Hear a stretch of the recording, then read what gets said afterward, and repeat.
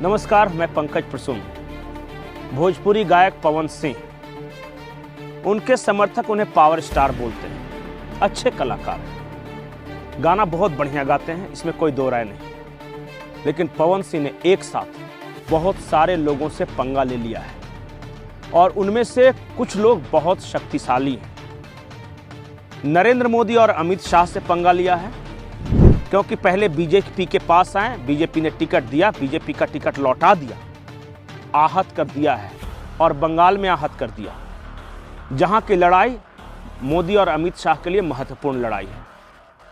पवन सिंह ने पंगा ले लिया है बिहार में नीतीश कुमार के साथ, वहां के मुख्यमंत्री हैं। पवन सिंह ने पंगा ले लिया चिराग पासवान के साथ, उपेंद्र कुशवाहा के साथ, जीतनराम मांझी के साथ। सारे नेता, नीतीश कुमार हो, चिराग पासवान हो, जीतनराम मांझी हो, उपेंद्र कुशवाहा हो या फिर बीजेपी के नेता हो जो बिहार बीजेपी के नेता हैं, सारे लोग इस प्रयास में जुटे हुए हैं कि किसी तरह इस बार 40 की 40 सीटें एनडीए की झोली में डाल दें। लेकिन पवन सिंह उन सब के खिलाफ चले गए। पवन सिंह का काराकाट से निर्दलीय खड़ा होने का मतलब ही है कि एनडीए को हरवाने के लिए वो खड़े हुए हैं। पवन सिंह का कैलकुलेशन ये है कि अगर हम राजपूत, भूमिहार और कुछ सवर्ण वोटों को काट सकें तो उपेंद्र कुशवाहा को हरवा देंगे, क्योंकि ये जातियां आमतौर पर एनडीए की या बीजेपी की पारंपरिक रूप से समर्थक जातियां रही। लेकिन इस बार पवन सिंह ने जो 2 दिन पहले जो पंगा लिया है, ये पंगा उन्हें बहुत भारी पड़ सकता है।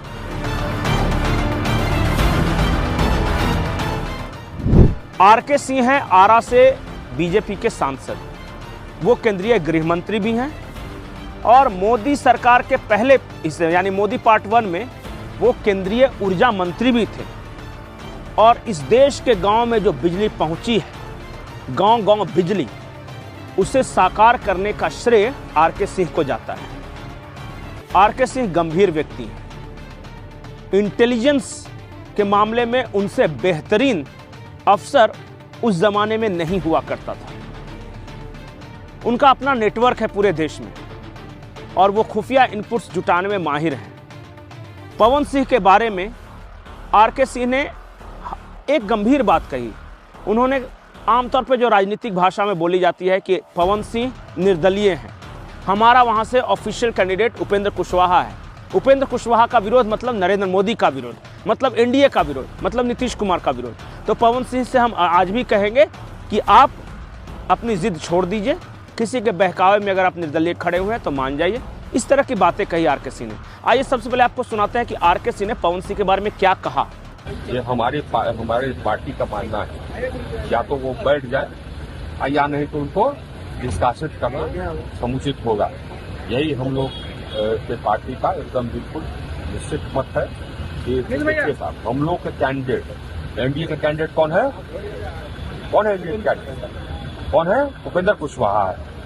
उपेंद्र कुशवाहा के खिलाफ जो खड़ा होगा वो क्या है?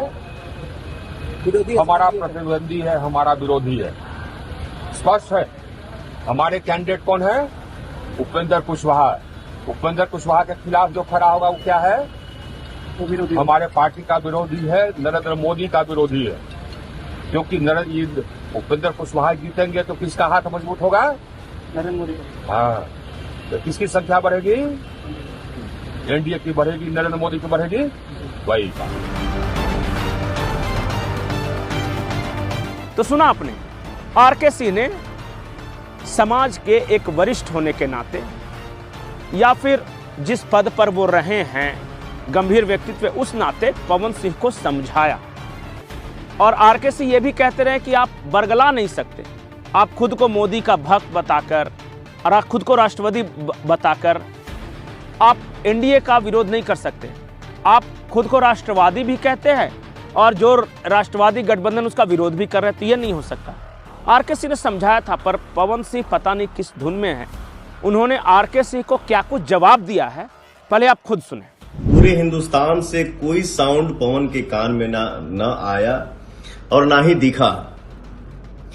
लेकिन आरके सिंह जी के हम एक छोटा सा इंटरव्यू देखली हैं। मैं आरके सिंह जी का बहुत सम्मान करता हूं, लेकिन जिस तरीके से, जिस मूड मिजाज में वो मेरे लिए बोले हैं कि मैं क्या कर लूं, नहीं तो ये किया जाए,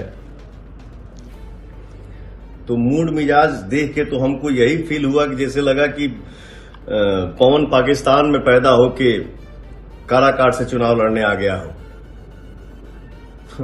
मैं भी बिहार का बेटा हूं और काराकाट की जनता पवन को बेटा एक्सेप्ट कर लिया है। तो अब इसके आगे मैं बहुत ज्यादा बोलूंगा नहीं, बाकी हमारी जनता समझदार है। आपने मेरे से पूछा पवन सिंह या तो बैठ जाए। जिस बेटे को मां ने आशीर्वाद देके भेजा हो, वो बेटा के कैसे के हो बैठा सकेला। तो मेरी मां ये बोल के भेजी है कि पवन को मैं आज भी मारती हूं और आज से मैं अपना बेटा काराकाट को सौंप रही हूं। तो पवन अगर गलती करेगा तो आप सब भी पवन का कान पकड़ेंगे और इसको समझाएंगे कि बेटा ये करना है, ये नहीं करना है। तो मेरा जीवन ही काराकाट के नाम हो गया है सर। काराकाट की जनता पवन की मालिक है और काराकाट की जनता ही डिसाइड करेगी कि पवन उठेगा या बैठेगा या क्या करेगा।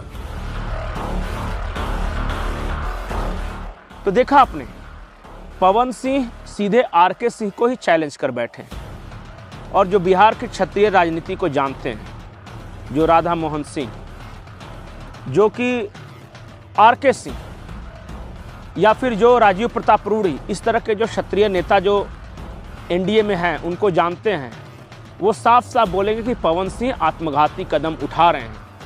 इस दौर में, इस तरह के चुनाव में मोदी की खिलाफत करना, और वो भी नए नए आए हुए राजनीतिज्ञ के द्वारा, भविष्य के लिए चुनौतीपूर्ण हो सकता है। एक और है फीडबैक काराकाट से कि पवन सिंह के साथ घूमने वाले अधिकतर लोग नौजवान हैं। वैसे स्कूल कॉलेजों से निकले हुए युवा, उनमें से बहुत की उम्र 18 साल भी नहीं हुई है, वो वोटर नहीं है। लेकिन पवन सिंह के गानों के इन्फ्लुएंस में आकर, उनके फिल्मी डायलॉग्स के इन्फ्लुएंस में आकर, उनके रील्स बना रहे हैं वो, उसके इन्फ्लुएंस में आकर बहुत सारे लोग, बच्चे इनके साथ घूम रहे हैं। तो पवन सिंह को ये ऐसा लगता है कि उनके पीछे बहुत बड़ा जनसमर्थन है। लेकिन ज़मीन पर जो आकलन है वो कह रहा है कि पवन सिंह को 50,000 वोट भी आ जाए तो काराकाट के इतिहास के लिए आश्चर्यजनक होगा, क्योंकि उस इलाके में चाहे औरंगाबाद हो, चाहे गया हो, चाहे जहानाबाद हो, चाहे काराकाट हो, चाहे बक्सर हो, चाहे रोहतास हो, कोई निर्दलीय नहीं जीता कभी। और ये तो अभी अभी राजनीति में आए हैं। जो दशकों से राजनीति में वहाँ मरे खपे, वो भी निर्दलीय नहीं जीत सके लोकसभा चुनाव। तो पवन सिंह तो आरा के रहने वाले हैं, वो तो काराकाट अभी अभी आया है चुनाव की घोषणा के बहुत बाद। तो ये रिस्क फैक्टर है।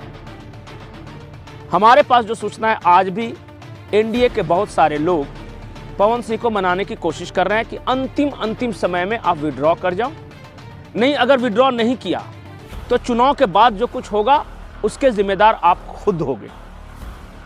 आखिरी लेकिन महत्वपूर्ण बात, पूरा भोजपुरिया फिल्म इंडस्ट्री, पवन सिंह ने बहुत कोशिश की, कोई भी पवन सिंह के समर्थन में प्रचार में उतरने को तैयार नहीं है। आम्रपाली दुबे से उन्होंने कांटेक्ट किया, या इनके साथ के जो कलाकार हैं जैसे निरहुआ हैं, मनोज तिवारी हैं, रवि किशन हैं, खेसारी लाल यादव हैं।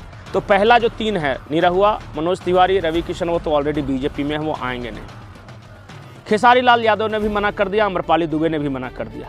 तो भोजपुरिया फिल्म इंडस्ट्री भी पवन सिंह के साथ नहीं है। उनका अपना समाज, जैसे आरके सिंह का विरोध कर दिया उन्होंने, या बगल में सुशील सिंह जो हैं वो खड़े हैं बीजेपी के, एनडीए के प्रत्याशी हैं, वो भी इनके साथ आने के लिए तैयार नहीं है। पवन सिंह का आधार क्या है, वो किस ताकत की बदौलत लड़ रहे हैं काराकाट से, ये समझने की जरूरत है पवन सिंह के समर्थकों को भी, या खुद पवन सिंह को भी। जब बात क्षत्रिय राजनीति या राजपूत की राजनीति पे आई है तो अंतिम लेकिन महत्वपूर्ण बात, आपको पता होगा कि मौजूदा वक्त में एक क्षत्रिय आंदोलन शुरू हुआ पुरुषोत्तम रूपाला के बयान से। गुजरात के जामनगर से शुरू हुआ। प्रधानमंत्री ने 6 जनसभाएं की गुजरात में, लेकिन इन जनसभाओं में प्रधानमंत्री ने क्षत्रिय आंदोलन का एक बार भी नाम नहीं लिया।